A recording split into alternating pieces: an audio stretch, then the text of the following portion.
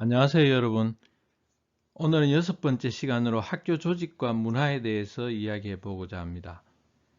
이번 주 수업의 선수학습 질문은 학교는 왜 관료제 특성을 가져야 하는가입니다. 학교 조직을 자세히 들여다보면 볼수록 관료제의 특성이 많이 나타난다는 것을 알 수 있습니다. 그러나 학교와 관료제는 필요 충분한 조건일까요? 어려운 질문이지만 생각해 보기를 권합니다. 다음 주 질문은 리더십이란 무엇인가입니다.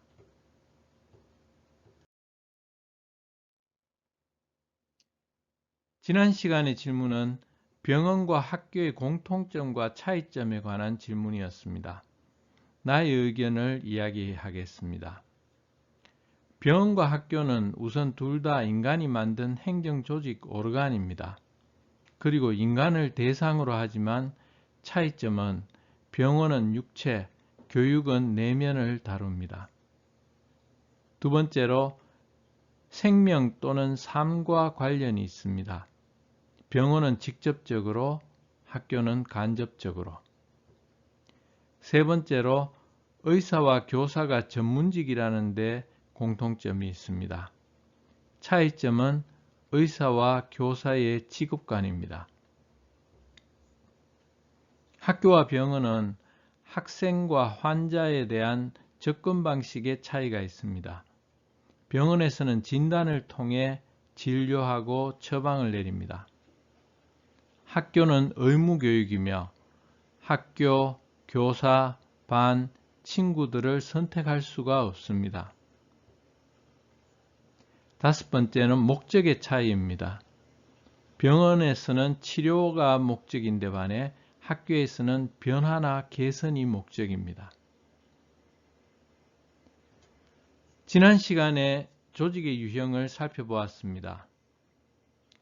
블라우와 스캇은 학교와 병원을 봉사조직이라고 구분하였습니다. 칼스는 학교는 고객 선택권이 없는 조직이라고 규정하였습니다. 생각보다는 의외로 공통점이 많은 것 같죠?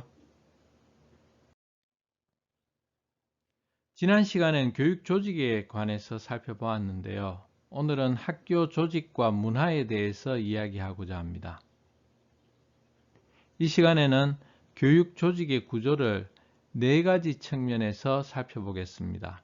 공식 조직과 비공식 조직, 개선 조직과 막료 조직, 관료제 조직, 학교 조직, 이 네 가지의 유형을 중심으로 조직을 살펴보고자 합니다. 공식 조직은 교육과 업무를 처리하기 위한 조직입니다. 교사의 경우 가르치는 교과, 업무, 담임 등이 있습니다. 학생의 경우에는 반장, 부반장 등 학급의 역할이 있습니다. 그렇다면 학교의 비공식 조직은 무엇이 있을까요? 교사의 경우 교사 동아리, 친목회가 있습니다. 학생의 경우에는 무엇이 있을까요? 대표적인 예로 일진이 있습니다. 그렇다면 공식 조직과 비공식 조직에 갈등이 생기는 경우를 한번 상상해 보세요.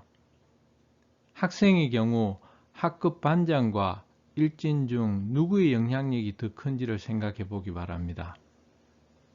우리들의 일그러진 영웅에 나오는 엄석대는 공식 조직과 비공식 조직의 파워를 함께 가진 캐릭터입니다. 그런 경우를 우리는 독재라고 얘기할 수 있겠죠. 다음은 개선조직과 참모조직입니다. 개선조직은 교장, 교감, 부장교사, 교사라는 수직적 구조를 가집니다. 참모조직은 학교의 경우 학교운영위원회를 생각하면 됩니다. 예를 들겠습니다. 학교의 교복을 바꾸었으면 좋겠다는 학우니의 건의가 들어옵니다. 교복을 바꾸기 위해서는 학생부장이 교복사와 접촉하고 디자인과 색상을 의뢰하고 가격을 협상하고 학생들의 반응을 체크합니다. 즉, 교복 선정의 과정은 개선조직이 담당합니다. 그러나 막료 조직은 디자인과 색상, 가격 등에 대해서 권하고 조언합니다. 다행히 서로의 의견이 일치하는 경우에는 문제가 없지만 의견이 다른 경우에는 갈등이 생깁니다. 그렇다면 교장은 학생부장과 학우니 중 누구의 의견을 받아들여야 할까요? 이는 학교에서 때때로 발생하는 상황들 중에 하나입니다. 학교는 이완 결합 체제라고 합니다. 영어로는 loosely coupled system이라고 하죠. 학교는 목표 달성을 위해서 구조화되어 있으나 기능적으로는 분명한 연결이 없습니다. 여러분 학교 다닐 때를 생각해 보세요.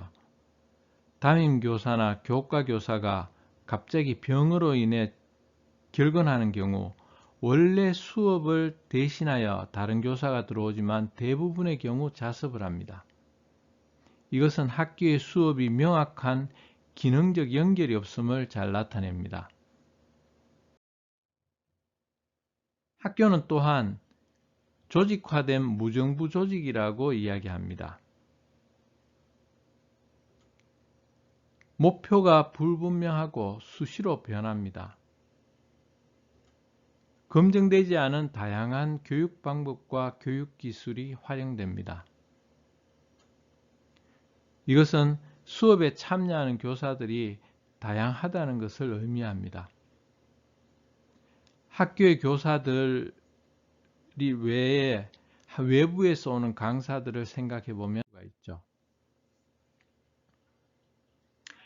위에서 언급한 관료제적인 학교 조직의 특성을 극복하기 위해 많은 이론들이 나왔습니다. 그 중에 하나가 여기에 소개하는 생지의 학습 조직으로서의 학교입니다. 그 정의는 학교 내외적으로 정보를 교사들이 공유하고 협력적인 학습 활동을 전개하여 지속적으로 새로운 조직을 창출하는 조직입니다. 이러한 학습 조직 형성의 5가지 원리로는 개인적 숙달, 정신적 모형, 비전 공유, 팀 학습, 시스템 사고 이런 것들을 들 수 있습니다. 다음으로 조직 문화와 조직 풍토의 개념과 차이를 살펴보겠습니다. 조직 문화는 조직 구성원들이 내외적인 문제를 해결하는 과정에서 반복된 경험을 통해 의식적으로 당연하게 공유하게 된 기본 가정, 가치, 행동, 규범 등의 결합체를 이야기합니다. 조직 문화는 사회학 및 문화 인류학적 개념입니다. 조직 풍토는 인간 행동에 영향을 미치는 사회 심리적 실체이고 그 조직만이 갖고 있는 독특한 분위기를 의미합니다. 조직 풍토는 심리학적인 개념입니다. 그 단위가 국가 또는 지역이냐 아니면 하나의 조직 또는 기업이냐에 따른 규모의 차이라고 할 수 있습니다.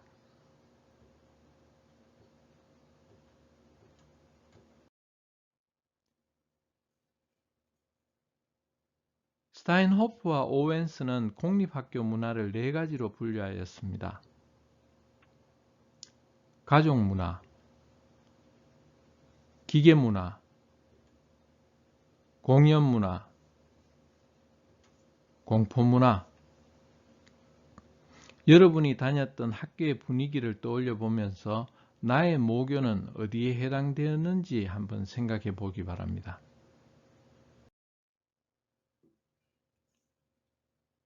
헬핀과 크로프트는 교사 간의 행동 분류로 6개의 학교 풍토를 구분하였습니다. 개방적 풍토, 자율적 풍토, 통제적 풍토, 친교적 풍토, 간섭적 풍토, 폐쇄적 풍토 이렇게 6가지로 분류하였는데요. 앞으로 여러분께서 교사로서 학교 생활을 하게 되면 겪어야 할 학교의 분위기라고 할 수 있습니다. 이러한 스펙트럼의 기준은 학교가 어느 정도 개방되어 있느냐, 오픈되어 있느냐에 따라서 차이가 나는 것입니다. 호이와 그 동료들은 할핀과 크로프트의 학교 풍토를 보완하여 초중고등학교용으로 구분하고 교사와 교장의 행동 특성을 각각 3가지로 구분하고 있습니다. 교사는 동료적, 친밀한, 일탈적 이러한 행동으로 나누고 있고, 교장은 지원적, 지시적, 제한적 이렇게 나누고 있습니다.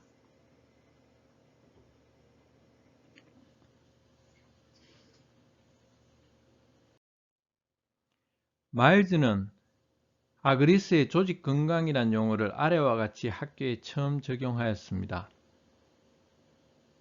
조직이 자체 유지 능력을 가지고 환경과 역동적인 상호작용을 통해 구성원의 사기를 높이고 생산성을 제고할 수 있는 능력으로 조직 건강을 정의하고 있는데요.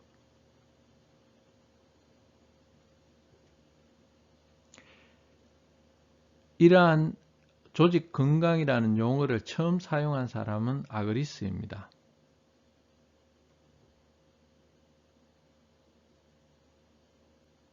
마일스는 조직 건강 개념을 학교에 처음 적용하였으며 조직 건강 측정을 위해 조직 건강 목록을 개발한 사람입니다. 학교에서 근무하는 교직원은 아래와 같이 분류됩니다. 국공립과 사립 이렇게 나누어지는데, 여기 나오는 국립은 대구를 예로 들면 경북대학교 사범대학 부설중고등학교가 해당이 됩니다. 오른쪽에 있는 나머지 부분을 전체적으로 교직원이라고 이야기할 수 있습니다. 이상으로 오늘 수업은 교육 조직과 문화에 대해서 살펴보았습니다. 다음 시간에는 리더십에 대해서 이야기하겠습니다. 수고했습니다.